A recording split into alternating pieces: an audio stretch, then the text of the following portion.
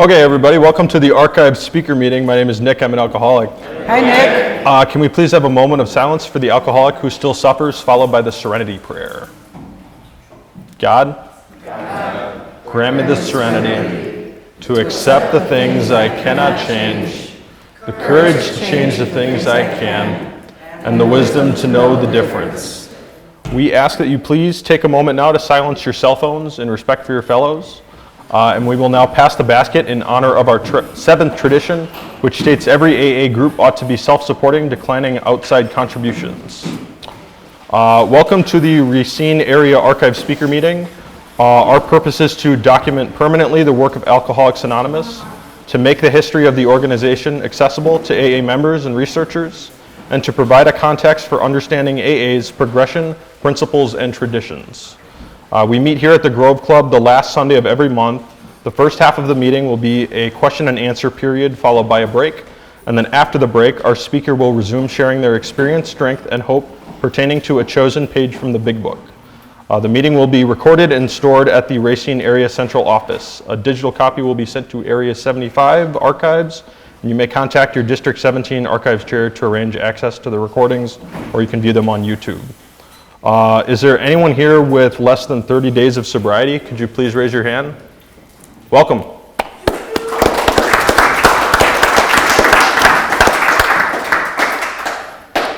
Is there anyone here with more than 15 years of sobriety? Could you raise your hand?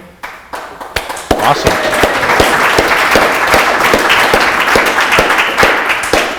Welcome, welcome. The speakers selected for this meeting are old-timers. An AA old-timer is any member who has been continuously sober for a significant period of time. The definition of significant is open to interpretation, but for the purpose of this meeting, an old-timer is considered anyone with 20 years or more of sobriety. And these interviews serve as a representation of the significant impact that long-term sobriety can have on our AA community. And without further ado, I will introduce our speaker, Kathy B. Welcome, Kathy.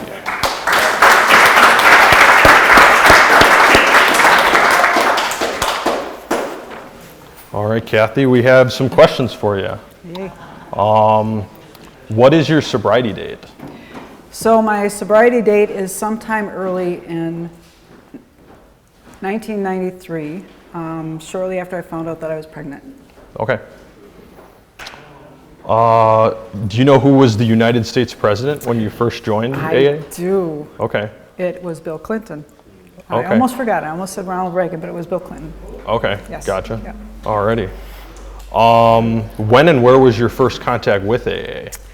So my first contact with AA was 1987. I was in the military, stationed in Virginia, and I had, well, the reality of it is that when living in the disease, we do things that we probably don't want to tell other people too much about. But anyways, I had gone missing for a little bit when I was in the military, and they call that something in the military. And I was told that if I went to AA and I told the master sergeant that I was an alcoholic, that it might give me some leeway. So I went to an AA meeting in, just outside of base, and it was all I remember, it was a really beat up Quonset hut, which is, you know, those domed buildings that are made out of tin. And I remember going in, and there was a lot of old people there. I was 19, so I perceived them as old, right? And it was really smoky, and they were drinking a lot of coffee, and they smelled really bad. Beyond that, I didn't know much about AA. That was my first encounter in '87, and then I had another brush also for similar circumstances in the same area, but it wasn't until I got here when I came back home in Racine, that I started coming around to more of the meetings in this community. Okay. All right. Can you describe what Alcoholics Anonymous was like back then compared to today? So the community, this community at that time was, in my opinion, very different than what it is now.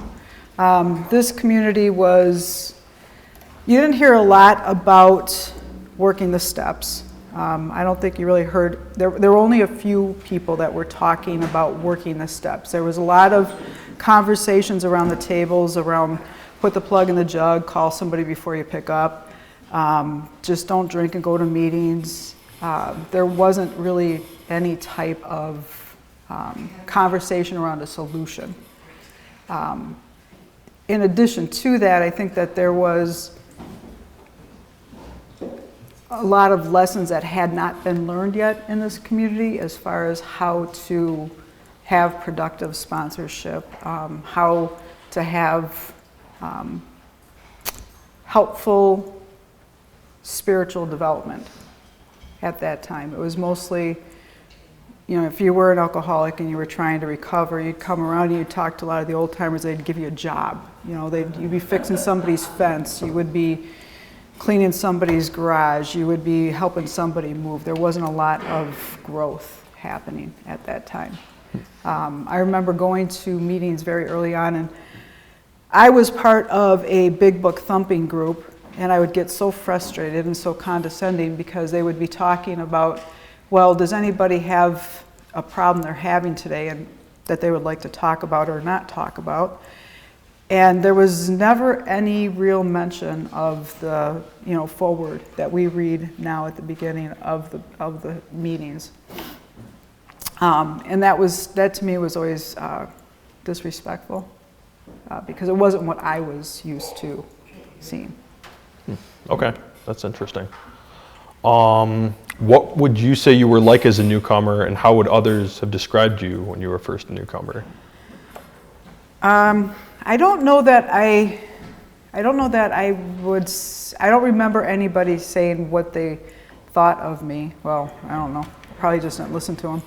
But when I look back and I think of myself as a newcomer, I think that I recall myself being very confused, very just spontaneous, and not really having a whole lot of direction. The first time when I came back to Racine and I started coming to meetings, my intent wasn't necessarily to recover from the disease. It was just I had something I'll tell you about a little bit later on. But I had no direction. I had no interest of doing anything other than just going to meetings and hanging out, and other things that sometimes happen around meetings when you're 26. But the reality of it was I think I was confused, and I was just not there. I look back at those early years, it was like, boy, you were just stupid. I can't think of it any other way. Just not really having any direction. Okay. Who was your first sponsor, and how did you end up with them? So my very first sponsor was Carol Mick, and she was assigned to me through my home group, and that was how we did it then, is that you came in, you'd ask for a sponsor, and then you would be given a sponsor. And so she was my first sponsor. And then what was the other half of your question? How did I end up with her? Yes. Well, she was assigned to me, and she was very helpful in those first few years of understanding what the objective was and what the goal was and what the purpose of the steps were. And I found her to be very smart. She was very smart. Okay. Can you think of any AA catchphrases from back when you started AA and what they mean or meant to you at the time? So the biggest one that I remember hearing was turn it over and let God. And in my home group, we did this thing where we would go through those catchphrases and we would break them down to understand what it was what they were meant to mean. Because when I was around the tables and I would hear it in the meetings and people would say, well, turn it over and let God, it was like, well, what does that mean? Where does that go? How do I do that? Because somebody of my type, if I would turn it over when I would be in enough pain, or I would be in enough, I was in a pickle. But then as soon as I would start feeling better, I would start taking that back. And there was no concept of a God other than this mystical thing that, just existed out there someplace. So I didn't know how to have a relationship with a higher power, with anybody else. But turn it over and let God was one that we heard a lot back in those days. Okay.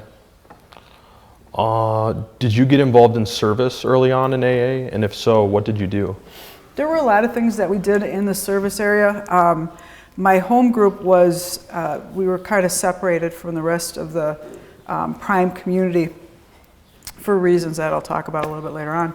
But we did engage within the district and at the area level in holding different types of service positions. And some of those service positions ranged everywhere from a GSR to DCM. I was not a DCM, but I did work in, I think I was archives chair at one point, very early on. But we did hold different positions throughout the community.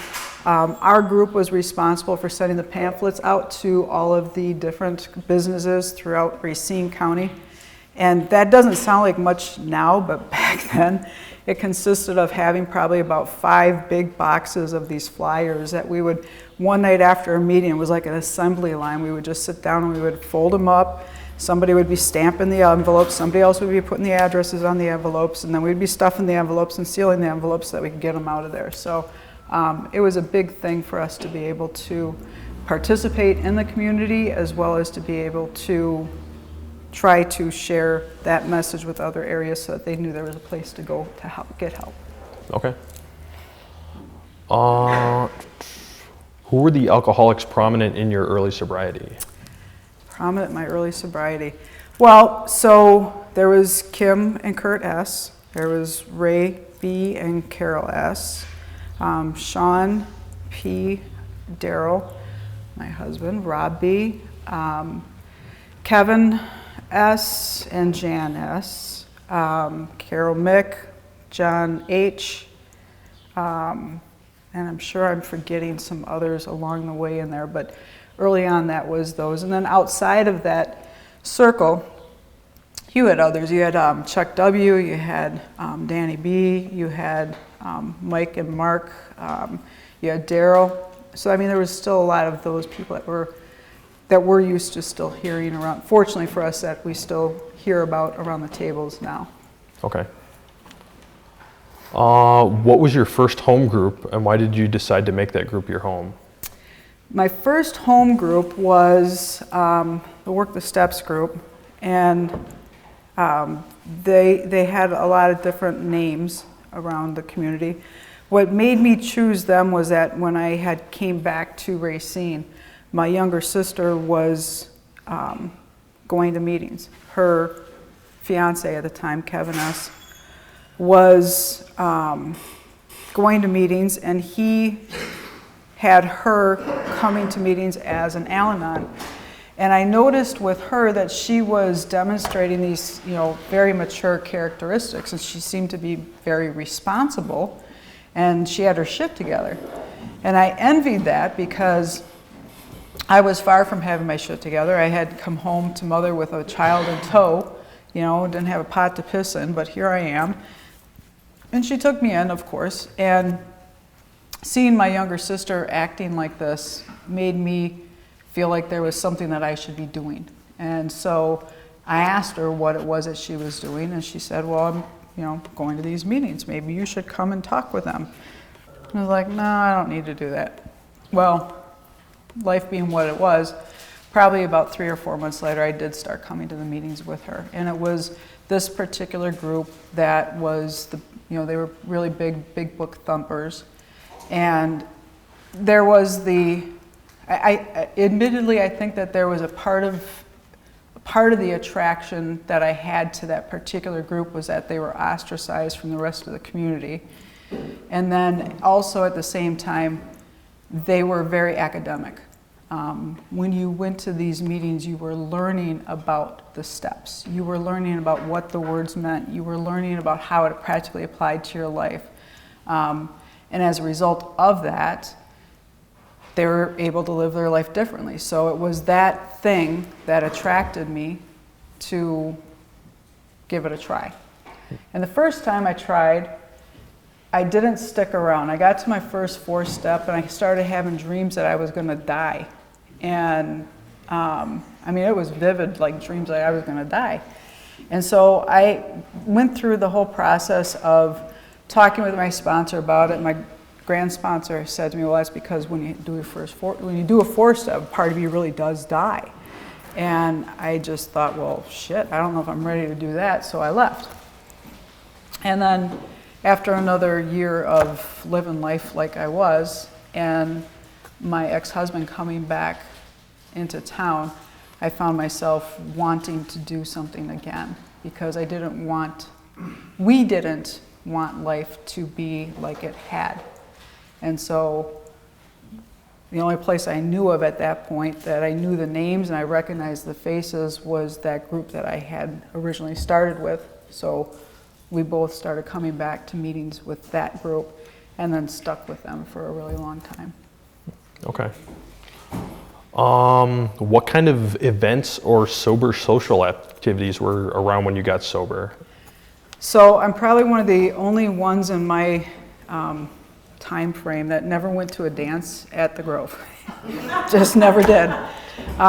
Again, there wasn't a lot of interplay between our group and the other groups around the community, but there was a lot of things that we did within our group that kind of knit us together. I mean, we would go camping together, we would go to Canada together, we would have barbecues on the weekends, we'd go to, kids' birthday, somebody's kid would be graduating, or my kid would be having a birthday party, or movie night or game night. There was always something that was going on that it was really kind of ridiculous for a while. There was like every freaking weekend, it'd be like, no, I don't want anybody at my house this weekend.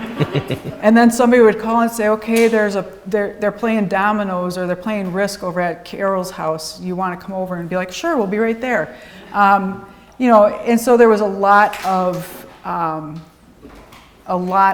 community with my home group. And it was really cool because my kids grew up being closer to the people at in my home group than they were my own family. So that was good. A much better experience than my family, so it was okay. That's cool. I think some of those events are still happen. So that's pretty cool to hear that. Yep. It was like that and still kind of like that today. Yep. What do you remember most about the first time you sponsored someone? First time I sponsored someone, I remember not knowing what I was going to do. And I think that that's kind of true every time you go into that journey. I remember thinking that I had to teach them everything all at one time. And I would go into it like I was going to present them like I was the professor and this was part of a college study course, right? And you're going to get this and you're going to get that and we're going to talk about this and there's going to be that. And so there was a lot of that mindset with it. And of course, that's not the best approach to go about it, but that was that was my experience with it. But the other thing too that I want to just put out there is the value of service work. I think that that's something that we don't talk about enough as old timers, is being able to have the time now and I think Mike Kay and I were talking about this earlier this week, and it was being able to have the time now to help support the community so that the other people who are raising young families and who are trying to find their ass with both hands can do that, and then we can continue to help support the society around us. Because there's a lot of work that goes into being able to do that. And I think that that's something that was much different than when I was coming up. When I was coming up, a lot of the old timers that were around here, and I don't remember too many of them, but I remember Green Dick, and he was always very, very kind to me. But they didn't really participate in anything. They didn't really do much of anything. They just kind of watched you to see whether or not you were going to screw up, or to tell you that you screwed up even though you didn't know you screwed up. But that was just the way that they were, but they didn't really participate in anything beyond that. But anyways, yeah. So I just think that service work is a big thing that we need to be cognizant of, and as old timers take a better position in. Now that in some cases, some of us are, not me, not yet, are retired and have a little bit more time on our hands. Okay, awesome. All right. What do you remember about the first time you were sponsored? First time that I was sponsored. So Carol Mick, and she's still, so she did this thing with me where when we would say the third step prayer, and you know where in the third step prayer is where it says take away your difficulties? Carol Mick taught me take away my thoughts and emotions. And to this day, I'll be in a meeting, just even before this meeting, when we were in the back room and we were talking about, when we went and did the third step prayer, and everybody went to say difficulties, and I said thoughts and emotions, and I went, oh, did anybody hear me? Because that still sticks with me. The other things that I remember with her was, you know, you have to, you can't give away something you don't have. And when we were coming up, we were taught that if you knew the first step and you were on the second step, then that means that you should be talking about the first step in a meeting, or you should be talking to that newcomer about the first step. And so it was really impressed upon me very early on about carrying the message and about getting out there and talking with the newcomers and sharing whatever it was that you might have at that point. So those are the two big things that I remember the most about her. Okay, all right. Last question, and then we'll go on break. What are your prayer and meditation habits, and what do they mean to you? They're like air. It's like it. So, and I thought about this because I listened to all of the people that had theirs before me, have been up here. And I learned that prayer and meditation prayer is talking to God, and meditation is listening to God. And it's a way of life. I mean, there's always been that formal practice since I began to hit the floor on my knees, say my prayers at night before I go to bed. And in the morning, meditation was something that I don't think I really started getting serious about until probably 6 or 7 years ago now. In both cases, I've come to recognize that they're instrumental in their own way. Meditation, I do, admittedly, I tend to meditate more during the week when I'm in my schedule and I'm in my routine. It helps me set my pace for my workday, and also to kind of help ground me before I go into the insanity. Prayer is something that is a formal practice, but also, and to me this is the more important piece, is if I recognize I'm having a particularly difficult time with something, I'll know that I need to go and say a prayer. Not always, but more often than not, I think it's gotten to the point where if I'm having a really rough day, I'll recognize that I need to go and say an extra prayer. If I am wound up really tight in my first meeting and I haven't even had a cup of coffee yet, then it's usually because I didn't have my meditations. So for me, those are both really, really important. The other thing too that I would encourage people to do, if they haven't already, is mindfulness. What I was taught was, we called it the no thinking assignment. So which whenever we would start incurring some sort of thought that was causing us to get all wound up and have some sort of emotional reaction to, we would do the no thinking assignment, which was sometimes as simple as I'm going to go and do the laundry, I'm going to take the towel out of the dryer, I'm going to fold it this way, I'm going to fold it this way, I'm going to put it on top of the dryer, or I'm going to go and get dinner and I'm going to start this. You know, talking yourself through that. And now I recognize that as a mindfulness type of exercise that is very popularized right now in our society. But in both instances, it helps take me out of that crux of that thought and that emotion that is pinning me down at that moment, and gives me an opportunity to get centered in what is important and to be able to move on without carrying a boatload of all this crap with me. So I think that they're both very critical to sobriety, to growing spiritually, and just in general for anybody in life. I find it very helpful. Okay. All right. Well, thank you very much, Kathy. We really appreciate it. We are going to go on a 10-minute break, and then Kathy will come back and share her experience with a page from the Big Book. All right, we're going to welcome back Kathy, and she is going to share her experience, strength, and hope from a page of the Big Book. Welcome back, Kathy.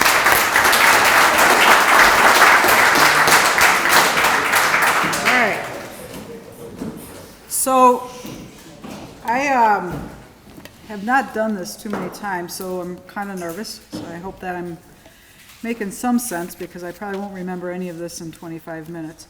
My selection out of the book was from We Agnostics, and there was a lead up to this that I'm going to skip in consideration of the time. And instead, I'm going to just jump to the meat and potatoes of it, which is page 52. And it starts with where it's coming in at is where they're talking about how, as alcoholics, we have these doubts. We have all these doubts about, so many things whenever it's inconvenient to us. And yet we have plenty of faith and belief in those things that we want to believe in. And one of the things that they talk about is, technology and modern technology specifically. And I thought about that when I was reading it, and I just got to say is there was a time where you had to get up and go change the channel on the TV. Yep. Yeah, that was your job as a kid in the house. And then there was a time when you were like tethered to the wall when you wanted to talk on the phone. You couldn't just do it anywhere. And so that stood out to me probably differently now than it did before, because the book's magic. It has new words every time you read it that you didn't notice before. You look at that and you think about how quick we are to believe in that new app that comes out, or how quick we are to believe in some bullshit that we hear on the news, or we hear from sitting around the tables with all the things that happen there. But yet, when presented with the idea of believing in a higher power, we go, well, maybe not. So that's kind of the coming in position of this part of the reading on page 52, and it says, but in most fields, our generation has witnessed complete liberation of our thinking. Show any longshoreman a Sunday supplement describing a proposal to explore the moon by means of a rocket, and he will say, I bet they do it, maybe not so long either. Is not our age characterized by the ease with which we discard our old ideas for new, by the complete readiness with which we throw away the theory of gadgets, which does not work for something new which does? And the key point there is discard old ideas for new. It goes on and it says, we had to ask ourselves why we shouldn't apply to our human problems the same readiness to change our point of view. We were having trouble with personal relationships. We couldn't control our emotional natures. We were a prey to misery and depression. We couldn't make a living. We had a feeling of uselessness. We were full of fear. We were unhappy. We couldn't seem to be of real help to other people. Was not a basic solution of these bedevilments more important than whether we should see newsreels of lunar flight? Of course it was. When we saw others solve their problems by a simple reliance upon the spirit of the universe, we had to stop doubting the power of God. Our ideas did not work, but the God idea did. So, as I get into this, one of the things I should tell you a little bit about myself first. And so I grew up in the 70s and 80s on the north side of Racine. I was number 6 of 7 girls. And I had, yeah, I know, right? Dad drank a lot. And,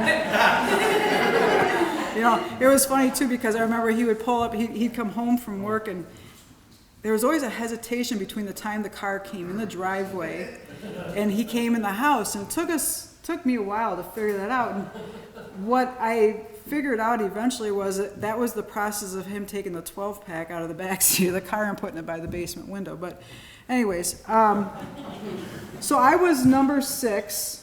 I was sandwiched between 2 sisters that got all the attention for a variety of reasons. And I was bullied pretty bad in school before it was not a thing for anybody to interject when people were getting bullied.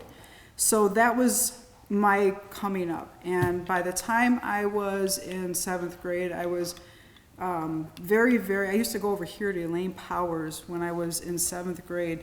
And I remember getting on the scale and being a cool 235 pounds, which was not good for a 7th grader, right? But that was how I handled my stress and my anxiety and my fears and everything else. So you think about where it is that I'm coming from and just kind of keep that in mind. So by the time I got to high school and I graduated, I had changed my appearance, and I was bound and determined I was going to join the Marine Corps. I had seen one too many John Wayne movies.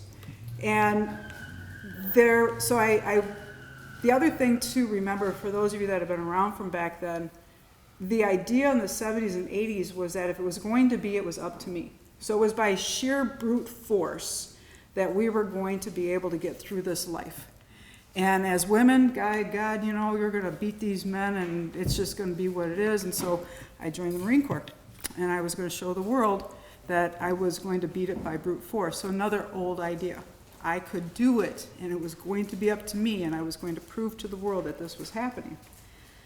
And so I went off to the military, and it was a really good experience being able to get out of Racine because, of course, you know, when you're young, you think that the place you're coming from is the worst place in the world, and you just want to get away from it. And so when I did, I was able to meet a lot of really cool people and do a lot of really neat things that I would not have ever had the chance of doing had I stayed in Racine. But I also did a lot of other things too that I hope my children never find out about. And there's where the disease began. And as time went on, and I started finding myself in these predicaments as a result of my drinking, the military wasn't working anymore. And so I got out of the military, and I was married, and we were living in Hawaii, which sounds really nice, but when you live there, of course, it's not the same, right, because you're there all the time. And so things being what they are, we got divorced, and I came home to Mother with baby in tow, and she opened up her doors, and I went to the bar. And I thought, well, this time it was going to be different because I was someplace different, right? And I didn't go to that bar over on High Street. I went to the one over on Yout Street and hung out there quite a bit and went to the baseball games quite a bit. And, you know, damned if those troubles didn't follow me. I still found myself in those compromising positions and situations, and the troubles all started happening again. Well, then I got a phone call, and the ex was coming back to town, and he wanted to get together and see as to how things were going and to see his son, who was either at my mom's house or my sister's house. And this was about the time when that younger sister of mine stood out to me, and I figured I needed to start cleaning up my life. And up until the point when it wasn't convenient anymore for me, I went back out. and started doing the things that I was doing before then.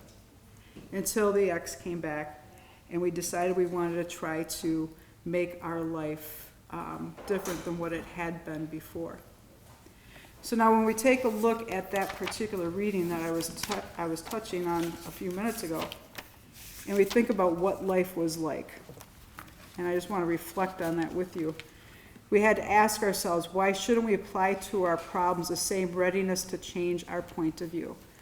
So by that point in my life, and we talk about those old ideas, I had a lot of those old ideas as the kid sandwiched between the two sisters that were getting all the attention, so that old idea of irrelevance. I had that old idea of if it's going to be, it's up to me. And most of all, that I didn't need anybody or anything else, that I was going to be able to figure this all out on my own. And that thinking got me into nothing. There was nothing in life. There was nowhere to go. It was just empty. It was just one crapshoot to the next crapshoot. It goes on to talk about how we were having trouble with personal relationships. We couldn't control our emotional natures. You know, you talk about insanity. There's no description for the insanity of throwing things across the room because I didn't get my own way, or yelling and screaming and bullying somebody else just to make sure that I felt like I was heard, or because I thought that they had one up on me. And that was only when I first started coming around. And I say that because the reality of it is even after having been here for a good number of years, we still have those same sort of challenges. It's just not as obvious as they used to be. So those same ideas of irrelevance, those same ideas of I don't need anybody else to do it, I can do it myself, permeates every part of my life. And it's not as blatant anymore as to the type of pickles it gets me in, but it's still something that is an evil corroding thread through my existence. And I hate to sound like I'm throwing all sorts of these different things out there, but it is something that I believe very much in, is what we learn here around the tables. Let's see, where else was it? We were having trouble with personal relationship. We couldn't control our emotional natures, those outbursts that we would have. We were a prey to misery and depression. We couldn't make a living. Good God. I could make a living. I could earn a paycheck. I mean, back then it was pretty easy to get a job. But I spent money like it was going out of style, and I don't even know what I was spending money on. But I didn't have a pot to piss in. I mean, there was just nothing there. I didn't know how to handle money. I didn't open my bills because I was afraid of what was inside of them, which meant I didn't pay my bills. And so that was not going to get us anywhere very fast. The feeling of uselessness, again, that old idea of being sandwiched in between the two sisters that got the attention. I mean, and this is a stupid thing. So imagine this, I have 6 sisters. I'm number 6. And for some reason, I grew up with the idea that I was the one that was adopted. I mean, what the hell? You talk about just insane thinking, but I really believed that I was the one that got adopted. And just, yeah, sure, they're gonna go get another one. We were full of fear, we were unhappy. And that's another big piece about it. So even after I got here, so that fear and that unhappiness and those old ideas of shame and regret, that didn't go away when I got here.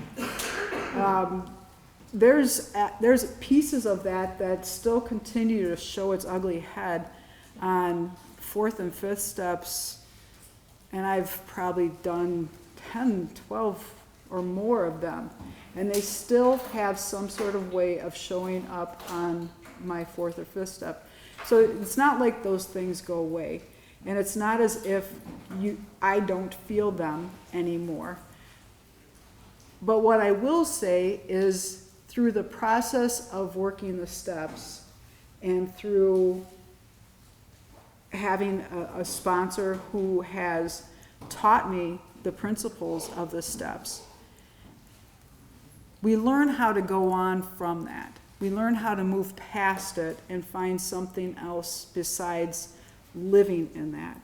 And, you know, I think about what my life would have been like if it had not been for that experience and for the experience I continue to get. And I guess maybe that's kind of where all of this comes into, right, is so what's in it for me, right? I mean, because a lot of you guys that are here around the tables now, what is the so what about having lengthy sobriety? And I thought about that, and I thought, you know, it's not the sobriety, it's the spiritual piece of it, like I mentioned when we were talking earlier, because it is a spiritual program, and we do learn to have a relationship with a higher power. But what is it that is in it for everybody else? And I'll tell you, I don't have to live in that fear. I have the tools now that help me recognize when that fear is limiting me from being able to experience life and how to be a part of life. When my dad was diagnosed with terminal cancer in '94, I watched him die over the next 6 months with nothing but regret, because there had been he was an active alcoholic, and there was so many things in his life that he was realizing he ran out of time, and he couldn't go back and he couldn't change those things. And then a short time after that, my mom had a massive stroke, and she spent the next 20 plus years in a nursing home. And if you pay attention to life, it gives you these glimpses, these lessons that you can learn from as to what you can do better or what you can do different, so you don't have to be there. You don't have to end like that. And I look back on those two lessons and I think, God, you know what? I don't want to live. I knew then, I did not, watching my dad, I knew that I did not want to live my life with regrets.